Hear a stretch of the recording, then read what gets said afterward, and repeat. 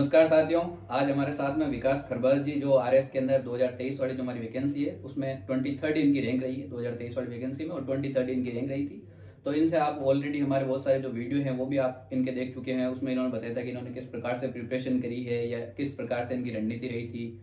इसके अलावा जो अपने खुद के नोट्स है वो भी इन्होंने कई प्लेटफॉर्म पे, टेलीग्राम वगैरह पे शेयर किए हैं। तो हम उन सब बातों के ऊपर नहीं जाते हुए आज जो है नए जो क्वेश्चन है वो इनसे पूछेंगे कि आगे आपके लिए जो है ये किस प्रकार से सहायता कर सकते हैं, या कुछ जो क्वेश्चंस जो आपके मन में थे, आपने टेलीग्राम पे कमेंट में पूछे थे या यूट्यूब के कमेंट सेक्शन में पूछे थे, या इनके खुद के जो पर्सनल इंस्टाग्राम अकाउंट है RS विकास नाम से, उस पर आपने जो पूछे थे, उन्हीं कमेंट्स को आज हम लेने वाले हैं कि उनके जो भी आपके डाउट्स है वो आज हम इस सेशन के अंदर कंप्लीट हम जो है विकास सर से पूछेंगे। तो विकास सर, सबसे पहले जो स्टूडेंट है उनका एक डाउट है कि जो न्यू RS की वैकेंसी है उससे पहले क्या क्या जो है इनको कवर कर लेना चाहिए। अभी जो ऐसे माना जा रहा है कि वैकेंसी जो है नवंबर लास्ट में या दिसंबर स्टार्टिंग में आ सकती है, ऐसी इसकी संभावना है। तो 1-1.5 महीने का जो इनके पास अभी समय बच रहा है उसमें ये क्या करेगी, ये दूसरों से आगे होए या उसमें बेहतर कर सके। तो धन्यवाद, पहले आपने सबसे पहले मुझे मौका दिया। हालांकि आपने बायल हुई है वो बड़ी वाली बात कौन है, ठीक है। ऐसे आपके जनरल कुछ क्वेरीज थी जो मुझे लग रहा है एड्रेस करनी चाहिए थी। सबसे महत्वपूर्ण वैकेंसी की बात है। देखो, वैकेंसी आवे ना आवे आपको काम है पढ़ाई करो, तो उसको नहीं छोड़ना है आपको। अभी से आप क्या कर सकते हैं, मेन चीज़ वो है आप प्री और अभी जो अच्छी वैकेंसी खास करके ऐसा ही जो चल रही है उन दोनों को टारगेट रखो। साथ साथ में दोनों हो जाएंगी। ऐसा ही कि बहाने आपका हिंदी कंप्लीट हो जाएगा। बाकी साथ में आप मेंस को चलाओ। मेंस को कैसे चलाओगे, तो मेंस के जो भी टफ सब्जेक्ट हैं आप एसआई के लिए ज्योग्राफी हो गया, पॉलिटी हो गया, इकोनॉमी सर्वे हो गया, करंट अफेयर हो गया, या आपकी जो हिस्ट्री का जो बड़ा पोर्शन है, ये सब आप ऐसे ही कवर कर रहे हैं। तो उसी को आप जो है राजस्थान एसआई के साथ में आरिस मेंस की तरह ही देखो। कैसे, उसके रोज आंसर लिखो, क्वेश्चन लिखो, सुबह उसके आंसर लिखो। तो इस तरह आपका मेंस भी चलता रहेगा। लगभग आधे घंटे मेंस, मतलब आधे घंटे आपकी आंसर राइटिंग हो जाएगी। साथ में 1 घंटा आप न्यूज़पेपर पढ़ो, उससे वैल्यू एडिशन के कुछ पॉइंट्स बनाओ। तो 1 से 2 घंटा आप मेंस को दे लो अभी, और बाकी प्री और एसआई को एक ही मान करके अभी एसआई को लेकर के आप बढ़िया तैयारी रखो। 8-10 घंटे 12 घंटे जो भी आपके निकल पा रहे हैं वो कंटिन्यू रखते रहो। उम्मीद है एसआई की वैकेंसी के जस्ट बाद में आपका जो नेक्स्ट बड़ा एग्जाम है आरएस प्री होने वाला है। तो सर, एक क्वेश्चन ये है कि आरएस के अंदर जो आरपीएससी है वो अपना पैटर्न बदल रही है, जिस प्रकार से मेंस के अंदर या फिर प्री का सेक्शन भी जब हम देखते हैं या अदर एग्जाम देखते हैं, जैसे टेली कम्युनिकेशन का हाल ही के अंदर पेपर हुआ है, या फिर फर्स्ट ग्रेड का जो हिस्ट्री सेगमेंट का जो है उसमें जैसे सीटें वगैरह खाली रह गई थी, तो ये किस हद तक जो जायज है आरपीएससी का ये पैटर्न, इससे स्टूडेंट को कितना नुकसान आप देखते हो कि उसमें नुकसान होता है, या इसमें बेनिफिट जो है आप देखते हो अपने पर्सनल स्तर पर? ये जो सिचुएशंस बन रही हैं, खासकर हमने तो ज़्यादा फील नहीं की जैसे अब, लेकिन अब जो अभी जो एग्जाम्स दे रहे हैं उनको परेशानी काफ़ी हो रही है। हमने इस चीज़ को सिर्फ 2025 के प्रीलिम्स में देखा है, क्योंकि 23 का पेपर काफ़ी ठीक था, 21 का हालांकि थोड़ा टफ था बट इतना नहीं था। तो मैं अपने अनुभव से मैंने इन चीज़ को ज़्यादा महसूस अभी तक नहीं किया है, क्योंकि मैंने यूआरओ का पेपर दिया नहीं था। आरएस प्रीलिम्स 2025 वाला जो भी चॉइस वाला था वो दिया है बस, तो उसमें पहली बार मैंने महसूस किया, और कहीं ना कहीं हाँफते मैंने प्री निकाला है। मतलब फोन भी किया था कि भाई हो गए, हाँ भी गए थे, मतलब 5-6 नंबर ही एक्स्ट्रा थे कट ऑफ से। तो महत्वपूर्ण है कि जिसके जली नहीं उसको दर्द नहीं हुआ। तो मुझे इतना अनुभव है नहीं, बट इतना पता है कि जो हो रहा है वो ज़्यादा इतना बेहतर नहीं है। सभी अपनी अपनी परिभाषाएं हैं। आयोग जो है एक संवैधानिक संस्थान है और उसकी जिम्मेदारी और उसका दायित्व उतना ही बड़ा है कि आप किसी एग्जाम की कट ऑफ अगर 50% तक ले जा रहे हो, उसका मतलब सीधा है कि या तो आप जो पर्टिकुलर एग्जाम है उसके ऊपर क्वेश्चन मार्क उठा रहे हो। तो कहीं ना कहीं इसलिए आरपीएससी ने ऐसा पेपर ट्रेंड बदला है, और कहीं ना कहीं समय के हिसाब से उन्होंने थोड़ी सी चीज़ों को इस तरह बनाने की कोशिश की, लेकिन मैं समझता हूँ कहीं ना कहीं इसमें नुकसान ज़्यादा है ना कि प्रॉफिट। बाकी ठीक है, आयोग जैसा बेहतर समझे, और उम्मीद करेंगे कि इन फ्यूचर जो पेपर हैं थोड़े इस तरह के जरूर आएंगे कि जो पढ़ रहा है उसको नुकसान ना हो। एक सर क्वेश्चन है कि हम पीएसआई के ऊपर फोकस करें या फिर जो आरएस है उसकी तरफ बढ़े, क्योंकि वैकेंसी जस्ट आने में ही है। तो अगर आप पीएसआई को टारगेट करते हो तो उससे कोई दिक्कत ना हो, तो आपको क्या लगता है कि पीएसआई को टारगेट करना चाहिए या आरएस को करना चाहिए, या दोनों को साथ में लेके चला जा सकता है? महत्वपूर्ण चीज़ ये है कि हम अपने टारगेट सेट करें कि हमें लिमिटेडली या फिर अनलिमिटेड नहीं, लिमिटेड सोर्स। हम सबसे महत्वपूर्ण है कि हम अपने टारगेट डिसाइड करें। अल्टीमेटली हमें अगर आरएस बनना है या फिर एसआई जो भी है, दोनों का जो पैटर्न है वो कहीं ना कहीं बहुत सेम है। 90% तक चीज़ें आपको सेम मिलेगी। हिंदी का पोर्शन अलग है और एसआई में आपको जो सब्जेक्टिव पेपर नहीं होता, मतलब आपको ऑब्जेक्टिव ही मिलता है। तो आप अभी दोनों को रखो, जिसमें खास करके आरएस को थोड़ा सा होल्ड रखो, भी एसआई पे पूरा ध्यान दो। और जैसे मैंने शुरुआत में बताया था कि आप मेंस के लिए, आरएस के लिए स्पेशल आप मेंस को कंटिन्यू रखो। 1 घंटे 2 घंटे मेंस के सब्जेक्ट पढ़ लो, या फिर आंसर राइटिंग कर लो मेंस की आधे घंटे 1 घंटे, बाकी न्यूज़पेपर आप पढ़ो, उसको वैल्यूएशन करो। तो इस बहाने 1-2 घंटे मेंस को दे लो, बाकी पूरे जो 8-10 घंटे का जो अदर टाइम बचेगा उसमें आप अभी एसआई को रखो, क्योंकि एसआई के साथ में आपको वैसे भी सारे सब्जेक्ट कंटिन्यू, पूरे सब्जेक्ट आपके वैसे भी आरएस प्री में काम आने ही वाले हैं। एक सर आपने मेंस को लेकर बात की है, तो मेंस के अंदर जैसे 2023 की वैकेंसी है या फिर 2024 की जो हमारी वैकेंसी है, उसमें ऐसा काफ़ी ट्रेंड के अंदर चला है कि जो आरपीएससी है वो एनालिटिकल अप्रोच ज़्यादा अपना रही है या एनालिटिकल क्वेश्चन पूछ रही है, और जो कोचिंग्स वगैरह है वो जो पारंपरिक अपने मेथड के ऊपर या रटा रटाया जो कॉन्सेप्ट है वो चला रही है। तो एनालिटिकल जो अप्रोच है उसको किस प्रकार से विकसित करे या उसके अंदर क्या बेहतर कर सकता है आदमी? एनालिटिकल अप्रोच का जैसे हम देखें 2021 में अगर 1010 मेरी रैंक रही तो उसका सबसे बड़ा रीज़न यही था कि फैक्ट वगैरह नहीं होते, कई बार कवर वो छूट जाते हैं, और पेपर सेम टू सेम जो है कंटेंट्स पे ही डिपेंडेंट था। तो कहीं ना कहीं 23 में फिर मुझे लगता है इसका सबसे बड़ा मैं जो है कि सबसे बड़ा एहसानमंद मैं आरपीएससी कह रहा हूँ कि उसने इतना अच्छा ट्रेंड बदला कि भाई जो हमारा पोटेंशियल है खास करके आंसर राइटिंग को, प्रेजेंटेशन को, एनालिसिस को, वो उसने यूज़फुल हमारे लिए रहा। ये बहुत अच्छी चीज़ है। जो भी सीरियस कैंडिडेट्स हैं और जो सोचते हैं कि आप मल्टी डायमेंशनल हैं और आप एक्स्ट्रा करिकुलम बहुत एक्टिव हैं, तो आपके लिए सच में बहुत फायदेमंद ये चीज़ रहेगी। अब बात है कि उसको अप्रोच को डेवलप कैसे करें। उस डेवलप को अप्रोच करने का सबसे बेहतर तरीका आप यूपीएससी को थोड़ा फॉलो करें। यूपीएससी की जो पीवाईक्यूज हैं, कई सारे पब्लिकेशंस हैं जिनकी पीवाईक्यू की बुक्स आती हैं, वो बुक्स आप लीजिए। जितने भी यूपीएससी के 2012-13 के बाद में जितने भी पेपर आए वो सारे एक बुक में आपको मिल जाएंगे। उनको रोज़ 2-2, 5-5 क्वेश्चन हर टॉपिक आप देखो, वहाँ से आपको क्वेश्चंस का ट्रेंड देखने को मिलेगा। उसमें जो जो कॉम्प्लिकेटेड सेंटेंसेस होते हैं वो आपको समझ में आएंगे। फिर इस अप्रोच को आप उनके आंसर्स देखो, टॉपर्स की कॉपियाँ देखो, समय के हिसाब से अपनी आंसर राइटिंग को सुधारो। इसी तरीके से आप एनालिसिस जो है उसको कर पाएंगे। और एनालिसिस आज के समय की हर चीज़ में, जो एआई की बात करें, एआई जैसी चीज़ हम सामने रखते हैं, तो एटलीस्ट उसके अकॉर्डिंग हम इंसान भी तो अपने आप को डेवलप करें। तो कहने की एनालिटिकल जो अप्रोच है वो आरपीएससी काफ़ी बेहतर एक इनिशिएटिव है कि हम यूपीएससी की तरह अपने स्टेट पीसीएस को भी बहुत अच्छा रिजल्ट देने के प्रति जो है आगे बढ़ाएं। एक सर अपन मेंस की बात कर रही हैं तो 2-3 क्वेश्चन मेंस के ले लेते हैं कि एक जो करंट अफेयर्स है उसका मान लें कि करंट अफेयर्स का ट्रेंड चेंज हो रहा है, जैसे हमने भी 2023 के अंदर और 2024 की वैकेंसी के अंदर फेस किया था। क्या जो कोचिंग्स वगैरह होती है वो मेंस के लिए करंट अफेयर्स पढ़ाती नहीं है? ये एक मेनली देखा गया है कि उनको अब शायद अगली बार से चेंज हो जाए कि मेंस के लिए करंट अफेयर्स के क्वेश्चंस वगैरह लिखाने स्टार्ट कर दे। तो वो किस हद तक जायज़ है कि करंट अफेयर्स को कहाँ से तैयार करें या किस प्रकार से उसको बेहतर किया जा सकता है, मेंस के हिसाब से उसको कैसे पढ़ा जा सकता है? करंट अफेयर 2-3 साल पहले तक इस तरह था कि आप करंट अफेयर जैसी रामबाण चीज़ से भी आपने अच्छी अप्रोच डेवलप की, प्रीलिम्स आपने निकाला है और कई सारे एग्जाम्स करंट अफेयर ने निकाल देते हैं। बट 2023 के अपने प्रीलिम्स के बाद में, खास करके इस प्री के बाद में, तो आप करंट के जितने भी क्वेश्चन देखोगे ना आरपीएससी के या फिर अधीनस्थ बोर्ड के भी, वो काफ़ी हैवी है। सबसे पहले अप्रोच नहीं कि आप इस चीज़ को एक्सेप्ट करें कि करंट अफेयर अब उतना निर्णायक नहीं रहने लग रहा है। तो इस चीज़ को आप एक्सेप्ट करते हैं, आप इस चीज़ के प्रति निश्चिंत रहिए कि ज़्यादा करंट अफेयर के पीछे नहीं भागना, पहली बात। दूसरी, और आप अपने आप को तैयार रखिए कि भाई करंट अफेयर से बार बार ज़्यादा क्वेश्चन जो आ रहे हैं वो बहुत कॉम्प्लिकेट आ रहे हैं। तो आप उसको इस तरह तैयार कर सकते हैं कि स्टेट गवर्नमेंट, राजस्थान सरकार की जो भी ऑथेंटिक वेबसाइट्स हैं, सूजस जैसी कुछ बुक्स, सूजस का जो उनका एडिशन है उसको आप फॉलो करें, न्यूज़पेपर बढ़िया पढ़ें। फिर पर्टिकुलर आप किसी भी अच्छी संस्थान या फिर मूमल या फिर क्रोनोलॉजी जैसी जो बुक्स आती है उनमें से सिर्फ एक बुक को फॉलो करना है। मेंस को लेकर के अगर हम बात करें तो मेंस का करंट अफेयर यूपीएससी की जो अच्छी कोचिंग्स हैं, खास करके विजन आईएएस, जो मैंने खुद ने वहाँ से मेंस का करंट अफेयर काफ़ी फॉलो किया था, तो वहाँ से सीधे सीधे मुझे टेक्नोलॉजी और इकोनॉमी में उनका बहुत बेनिफिट मिला। तो यूपीएससी की अच्छी संस्थान जो है उनका आप लास्ट में जो समरी वगैरह आती है ना, वो आप पढ़ सकते हैं मेंस के करंट अफेयर के लिए।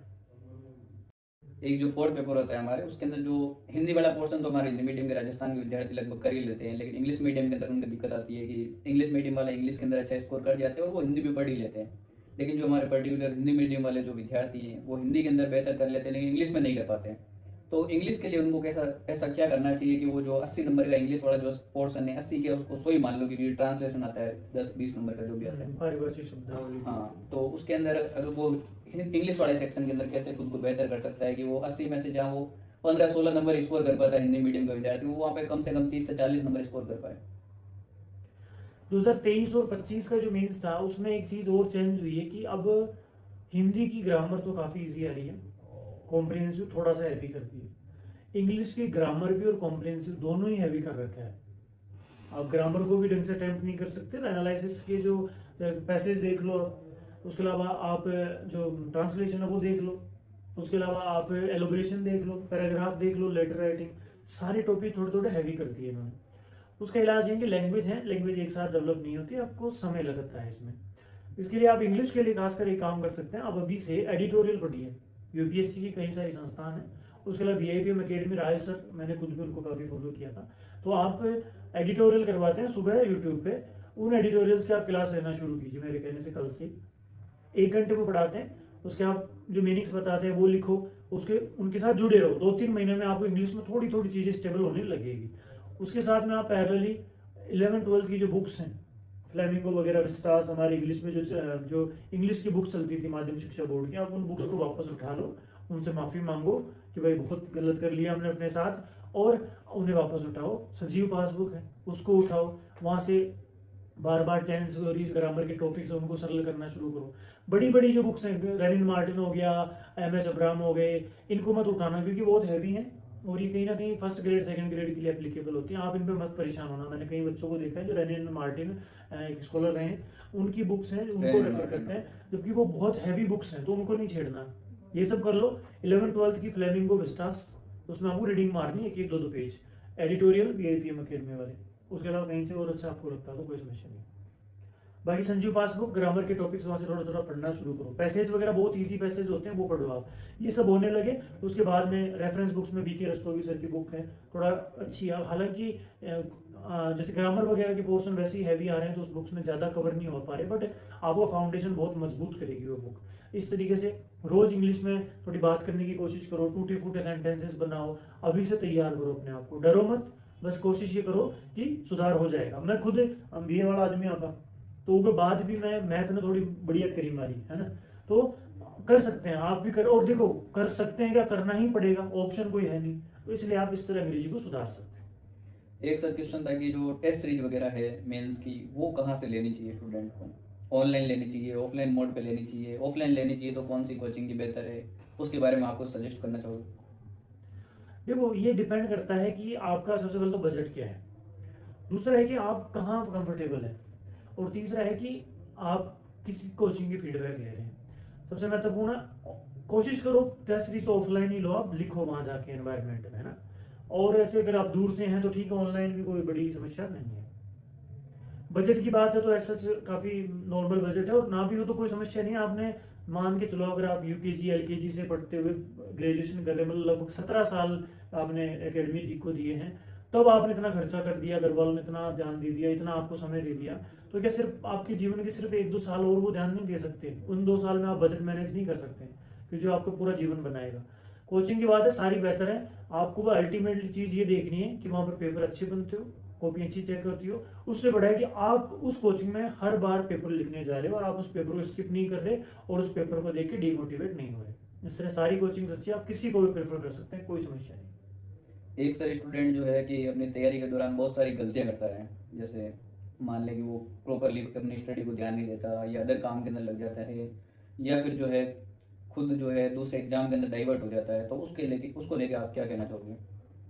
ये तो देखो इनर मोटिवेशन की बात होती है। ये चीज़ें तब शुरू होती है जब सबसे पहले आपको दबाव डालकर किसी पर्टिकुलर काम के लिए लगाया गया हो। आप अगर इनर मोटिवेशन से आप हो कि नहीं मुझे ये काम करना है, तो आप नो डाउट आप वो करोगे। लेकिन कहीं दबाव था या फिर किसी पीयर प्रेशर में या फिर आसपास किसी प्रभाव के कारण अगर आप इस फील्ड में आए हो, तो उसकी वजह से आपको हो सकता है कि आप डाइवर्ट हो। लेकिन कई बार सीरियस एस्पिरेंट ज़्यादा परेशान होता है, अटेम्प्ट दे रहे होते हैं, बार बार नहीं हो पाता, और बार बार लगता है कि अब नहीं हो रहा, तो वो कुल आदतें भी खराब होने लगती है, संगत खराब होने लगती है, और समय के साथ साथ आत्मविश्वास भी खत्म होता है। ऐसी सिचुएशन में आप नॉर्मल सी बात याद रखो कि ईश्वर सब देखता है, ईशावश्यम इदम सर्वम, अर्थात प्रत्येक व्यक्ति में ईश्वर का वास है। आप बहुत मजबूत हैं, आप बहुत जो है जिसे कहते हैं कि आप कुछ भी कर सकते हैं, बस आप अपनी क्षमता को नहीं पहचान पाए। जिस तरह हनुमान जी के बारे में कहा होता है कि भाई उन्होंने उनकी क्षमता ही नहीं पहचानी, जब उनकी क्षमता बताएगी तब वो इतने बड़े बलशाली हुए, ऐसे ऐसे रूप उन्होंने धारण किए।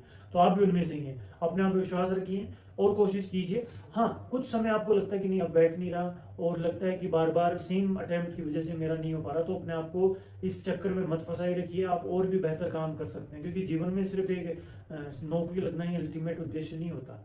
अब बात ये है कि अगर आप तो ऐसी बड़ी बात कर रहे हो, तो अगर था कोई साथ हो तो आप भी तैयार था कि भाई 2-5 साल दे लेता, अटैम्प्ट नहीं, 2-5 साल देते, फिर वो बढ़िया काम पे लग जाते। तो इस तरह है, खुद को इनर मोटिवेट रखो, घर वालों से बातचीत करो, माता पिता के प्रति सम्मान रखो और ईश्वर के प्रति समर्पण रखो, सब हो जाएगा।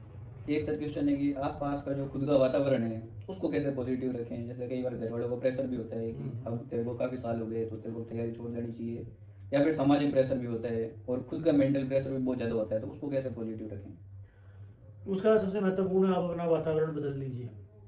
जितना एनर्जी आप उस वातावरण को बदलने में या सुटेबल बनाने में लगाओगे ना, उतनी में आप एक पीढ़ी निकाल जाओगे। तो उससे बेहतर आप अपने वातावरण को बदल लीजिए। आप कहीं हैं तो आप जगह चेंज कीजिए, कोई ऐसा बैचमेट है या फिर ऐसा कोई कलीग है या फिर रूममेट है, उसको चेंज कीजिए। और ऐसा एनवायरनमेंट कि भाई वो हम बदल ही नहीं सकते, तो उसमें फिर अपने आप को इतना रेजिस्टेंस बनाइए। जब हम आप मेंस में बात करेंगे साइकोलॉजी बिहेवियर, जिसमें हम रेजिस्टेंस के नाम पे प्रतिबल के रूप में एक शब्द पढ़ते हैं, तनाव प्रतिबल, वो यही कहता है कि आप अपने वातावरण को इतना बदल लीजिए या फिर वातावरण के प्रति इतने सहनशील हो जाइए। वातावरण अगर आपको लगता है नहीं बदल पा रहा, तो आप समझा ही सकते हैं ना, इससे ज़्यादा आप कर नहीं सकते। और मुझे उम्मीद है आप अगर बेहतर तरीके से समझाएंगे तो नो डाउट वो समझते हैं।